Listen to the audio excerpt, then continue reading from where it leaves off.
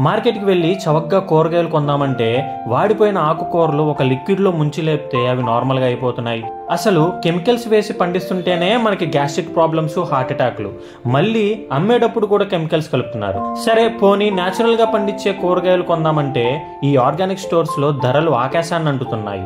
అవి తినలేం, ఇవి కొనలేం. విజయవాడలో ఉండే వాళ్ళకి ఒక గుడ్ న్యూస్.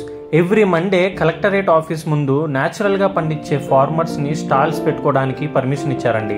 మన ఎంజీ రోడ్ లో బాపు మ్యూజియం పక్కనే ఉంటుంది. మీరు డైరెక్ట్ గా రైతుల దగ్గరే కొనొచ్చు.